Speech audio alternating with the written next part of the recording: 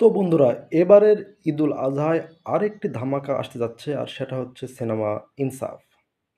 পরিচালক সঞ্জয় সমাদ্দার কলকাতায় তার প্রথম সিনেমা করেছেন জিতের সাথে। এবার বাংলাদেশের পালা। তো শরীফুল রাজের হাত ধরে যথারীতি তিনি শুরু করেছেন বাংলাদেশ ইনিংস। ইনসাফের টিজার দেখে যা মনে হয়েছে, এটি একটি ওয়েল মেকিং ফিল্ম। টিজারের শুরুতে ইউসুফ নামে একজন ডনের কথা বলা হচ্ছে, যে কিনা সাধারণ মাস্তান নয়, মানে মাস্তানের উপর মাস্তান। সে খুবই হিংস্র। সে খুন করার পর দুধ দিয়ে গোসল করে। তো ইউসুফের জীবনের বিভিন্ন অ্যাঙ্গেল এখানে দেখানো হয়, তার পাস্ট হিস্টোরি এখানে দেখানো হয়, এবং এই সিনেমাতে ব্যাপক ভায়োলেন্স আছে।